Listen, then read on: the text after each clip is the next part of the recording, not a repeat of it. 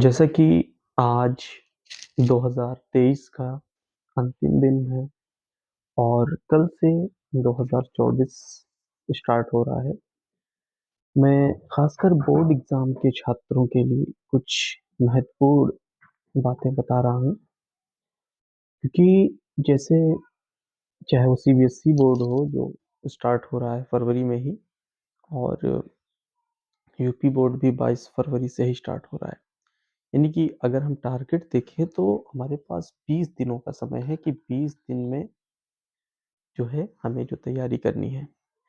कुछ स्टूडेंट्स ने क्वेश्चन पूछे हैं जिनके हम टॉपिक यहाँ पे नोट किए कर रहे हैं। एक तो क्वेश्चन पूछा गया है कि जैसे किसी स्टूडेंट ने सब्जेक्ट वाइज तैयारी कर रखी है। हम पहले हाई स्कूल की बात करते हैं, उसके बाद इंटरमीडिएट की, किसी भी बोर्ड के हों। मान लीजिए हाई स्कूल में हिंदी, इंग्लिश, मैथ, हिंदी है, इंग्लिश है, मैथ, साइंस, एसएसटी, अगर मैथ नहीं है तो होम साइंस, ड्राइंग, कंप्यूटर या उर्दू। ज़्यादातर यही सब्जेक्ट होते हैं, 6 सब्जेक्ट जो भी हैं। अब यहाँ पर एक बात का ध्यान रखना है कि अगर हिंदी में तैयारी कम है, जैसे कुछ स्टूडेंट्स ऐसे हैं जिनको लग रहा है कि उनके सारे सब्जेक्ट्स में तैयारी हो गई है, लेकिन कोई एक सब्जेक्ट है जिसमें उनको ज़्यादा दिक्कत आ रही है, अभी तैयारी नहीं है, तो कैसे वो तैयारी करें? यानी कि उनके पास टाइम तो है अभी 50 दिन का। और कुछ स्टूडेंट्स ऐसे हैं जिनका मैथ सब्जेक्ट ही नहीं है, होम साइंस है, तो उनको तो थोड़ी-सी राहत है। देखिए, सबसे पहले जो तैयारी होती है वो एक प्लानिंग से होती है कि हमें क्या टारगेट रखना है, कितने घंटे क्या पढ़ना है और रिवीजन कैसे करना है, मॉडल पेपर सॉल्व करना है या नोट से पढ़ना है, ये सारे टॉपिक्स। तो आप ध्यान से थोड़ी देर, मैक्सिमम 5 से 10 मिनट तक बातों को समझिए, चाहे तो नोट कर लीजिए, बहुत ही काम की चीज़ें हैं। हाई स्कूल के जो स्टूडेंट्स सब्जेक्ट वाइज तैयारी कर रहे हैं और उनको किसी सब्जेक्ट्स में ज़्यादा दिक्कत है या कम दिक्कत है, देखिए जिन सब्जेक्ट में हिंदी में बहुत सी चीज़ें हैं जो सिर्फ याद करने से ही तैयार हो सकती हैं, जैसे जीवन परिचय, रस छंद अलंकार या खंड काव्य हो गया। तो इस तरह की चीज़ें तो पहले से आप याद किए होंगे, क्योंकि अब तो आपके पास समय 50 दिन का है। अगर नहीं याद किए हैं तो याद करने वाली चीज़ें पहले याद कर लें। नोट्स नहीं बनाई है तो अब नई नोट्स ना बनाएँ, जो याद करें उसी को लिखें। पहला फ़ॉर्मूला, जो आपने याद किया है उसी को आप रिटन में करें। दूसरी चीज़ ये है कि ऐसे ही इंग्लिश सब्जेक्ट में भी है कि आप जो चीज़ याद करें उसको लिखें और साथ ही साथ जो ग्रामर पोर्शन है उस पे आप प्रैक्टिस करें। डायरेक्ट, इनडायरेक्ट यानी नरेशन है, वॉइस है या सेंटेंस को चेंज करना है, पैसेज सॉल्व करना है, एप्लीकेशन है। इन चीज़ों को आप प्रैक्टिस में लाएँ कि कैसे लिखना है, कौन-सा लेटर है, कौन-सा एप्लीकेशन है। ट्रांसलेशन की भी थोड़ी बहुत प्रैक्टिस होनी चाहिए, किस टेंस में कौन-सा आ रहा है वाक्य। ज़्यादातर पास्ट टेंस के पूछे जाते हैं एग्ज़ाम में। रही बात देखो साइंस की, साइंस में हमें तीनों पोर्शन लेके चलना है, फिजिक्स, केमिस्ट्री, बायोलॉजी।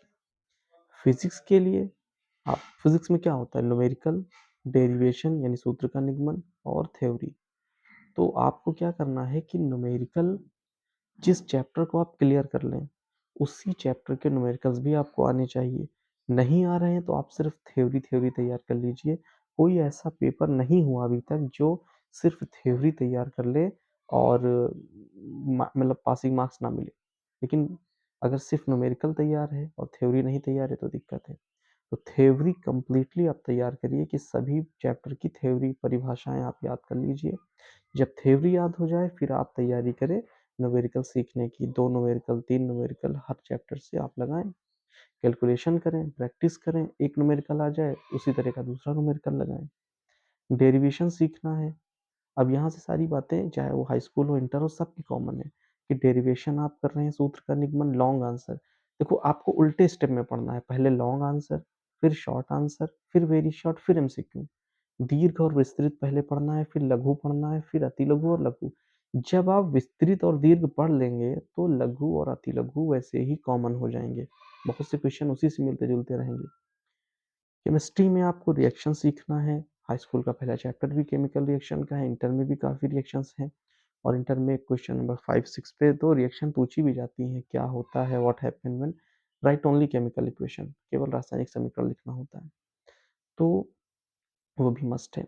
एसएसटी के लिए हाई स्कूल में हम बता दें या फिर मेन तो हाई स्कूल में एसएसटी जो है उसके बारे में बात करें कि जो उसमें हिस्ट्री है 20 नंबर की है, फिर 15, फिर 20, फिर 15, यानी कि ज्योग्राफी भी 20 नंबर की है। देखो 20 नंबर का मतलब ये है कि उसमें 5 नंबर मैप का है, चाहे वो हिस्ट्री हो चाहे ज्योग्राफी हो, उसमें 5-5 नंबर मैप का है, तो मैप भी आना चाहिए। सिर्फ इंडियन मैप, मतलब वर्ल्ड का मैप आए ना आए, आपके क्लास में नहीं पूछा जाएगा। लेकिन आपको हिस्ट्री के क्वेश्चंस, अगर पहला चैप्टर देखें कि यूरोप में राष्ट्रवाद का उदय, तो ये 1600 से 1914 तक का चैप्टर है। इसमें हिस्ट्री है, नेपोलियन के बारे में है, Cavour is most important character, Cavour है। तो इनको जित्सेपे मैत्सिनी है, गॉल की, है ना, गैरिबॉल्डी हैं, और भी इसी तरह के कई कैरेक्टर्स हैं, उनके बारे में पढ़ना बहुत ज़रूरी है क्योंकि उसी से रिलेटेड क्वेश्चन आते हैं। और भी फर्स्ट चैप्टर के क्वेश्चन इटली में, है ना, एकीकरण, unification of Italy, unification of Germany, Germany का एकीकरण, फ्रांस की क्रांति, इंग्लैंड की क्रांति, कारण और परिणाम। तो ये सारे क्वेश्चन जो हैं ये मस्ट हो जाते हैं। और एक बार चैप्टर आप पढ़ें, चैप्टर अगर आपके पास समय कम है तो आप याद करें, नहीं समझ में आता है मुझसे संपर्क करें। कोचिंग में अगर हैं आप लोग, हम लोग से जुड़े हुए हैं, कुशागर सर से करें, बहुत ही बेहतरीन कुशाग सर भी एक्सप्लेन कर रहे हैं टॉपिक को। केमिस्ट्री अभी कल देखो कुशाग सर ने केमिस्ट्री पूरी तरह से क्लियर कर दिया है। अभी भी किसी को डाउट रह जाता है तो दोबारा पूछ सकते हैं, लेकिन आप प्रैक्टिस करें, रिवाइज करें, बार बार पढ़ें, तो इससे चीज़ें आसान हो जाती हैं। तो उम्मीद है कि आप लोग तैयारी कर रहे होंगे, और अब बचे हुए जो 50 दिन हैं इसमें आप टॉपिक वाइज तो जो पढ़ रहे हैं पढ़ ही रहे हैं, लेकिन हमारी बात लास्ट का 1 मिनट सुन लीजिए। जो हाई स्कूल और इंटरमीडिएट के स्टूडेंट्स हैं वो अपना एक टाइम टेबल बना लें कि हमको स्कूल तो आज, अभी चलो हफ्ते 10 दिन जो भी बंद है उसके बाद तो खुल ही जाएगा या स्कूल खुला हुआ होगा। तो आप लोग को करना क्या है कि अपना टाइम मैनेजमेंट करना है, और ज़्यादातर टाइम जो है वो आपके पास शाम से ही होता है, 6 बजे से सुबह 6 तक, या पूरी रात का जो टाइम है, ज़्यादा से ज़्यादा टाइम सिर्फ और सिर्फ पढ़ाई पे लगाएं। दूसरे काम में बिल्कुल समय ना बर्बाद करें, टाइम अपना मैनेज करें। मैथ्स में वीक हैं तो 4 घंटे, 5 घंटे, 6 घंटे जितना हो सके मैथ लगाएं। उसके साथ साथ साइंस लगाएं, किसी एक सब्जेक्ट को पकड़ के बाकी सब्जेक्ट को नहीं छोड़ देना है, इस बात को ध्यान रखना है। और एग्जाम में अभी आपके प्री बोर्ड्स होने हैं, बहुत से लोगों के प्रैक्टिकल होना है, प्रैक्टिकल से रिलेटेड कोई प्रॉब्लम है उसको आप पूछिए हमसे। प्री बोर्ड से रिलेटेड मॉडल पेपर चाहिए, आपको नंबर दे दिया जाएगा, नंबर पे आप संपर्क कर सकते हैं व्हाट्सएप पे। कुशाग्र सर से कुछ भी पूछना है कभी भी आप संपर्क कर सकते हैं, लेकिन अनुशासन का ध्यान रखिए, डिसिप्लिन का ख्याल रखिए कि पता चला आपको पढ़ाया कुछ जा रहा है, आप अदर सब्जेक्ट को बीच में डिस्टर्ब की नियत से ना पूछिए, बाकी कुछ भी पूछिए। जब प्री बोर्ड आप दें, या अभी कई लोग दे चुके हैं, तो आंसर कोशिश करें कि सारे आंसर आप सटीक लिखें और हर क्वेश्चन को अटेम्प्ट करें। कॉपी भरना आपका टारगेट नहीं है, आपका टारगेट है हर क्वेश्चन को अटेम्प्ट करना। सभी क्वेश्चन अटेम्प्ट करने से आपका टारगेट बनता है कि हाँ हमने सारे क्वेश्चन किए हैं। तो अभी के लिए फ़िलहाल इतनी चीज़ें ही। नेक्स्ट पार्ट में हम आपको एग्ज़ाम से रिलेटेड चीज़ें बताएँगे, और अपने कोचिंग के जो बच्चे हैं, उनका हम आपको, जो अभी इस जनवरी में हम उनका टेस्ट लेंगे, प्री बोर्ड के साथ-साथ एक टेस्ट हम कोचिंग में पर्सनल लेंगे, वो आप लोगों से उनका नंबर हम शेयर करेंगे और उनकी कॉपी भी दिखाएँगे, क्योंकि बहुत बेहतर ये लोग करेंगे, देखिएगा। मैथ्स में भी इंटरमीडिएट में जो भी स्टूडेंट्स हैं या बायोलॉजी में हैं, अंशु, शाद, अरसलान, इमरान, अवैस हैं, आर्ट साइड में आयान हैं, अक्साल, यार्श, या जो भी स्टूडेंट्स हैं बेस्ट परफॉर्मेंस कर रहे हैं। हाई स्कूल में भी मदरसे के जो भी बच्चे हैं, या इधर ज़मन है और अशहा हैं, सामी हैं, सभी लोग मेहनत कर रहे हैं। तस्कीन भी बहुत अच्छी मेहनत कर रही हैं। पारुल इंटरमीडिएट में उनका भी रिजल्ट बहुत अच्छा जाएगा, बस मेहनत करते रहें। और शारिबा का भी परफॉर्मेंस काफ़ी बेहतर होगा, बस मेहनत अगर कंटिन्यू कर रहे हैं तो ठीक है। अगर किसी एक रिजल्ट को देख करके आप बैठ गए कि हमारा रिजल्ट तो अच्छा आ रहा है, अब ज़्यादा मेहनत करने की ज़रूरत नहीं है, तो वहाँ पे दिक्कत है। आप अगर 10 में 8 ला रहे हैं तो 9 लाइए, 9 ला रहे हैं तो 10 की कोशिश करिए, लेकिन आप अगर सेटिस्फाई हो गए, संतुष्ट हो गए कि नहीं बहुत है, तो फिर वहीं पर फुल स्टॉप लग जाता है। तो सभी के लिए शुभकामनाएँ, और नव वर्ष की 1 दिन पहले ही हम आपको शुभकामनाएँ दे रहे हैं कि नए वर्ष में नए उत्साह के साथ, नए जोश के साथ, नई टारगेट के साथ, नए लक्ष्य के साथ आप लोग मेहनत करें और अपने लक्ष्य को पालें।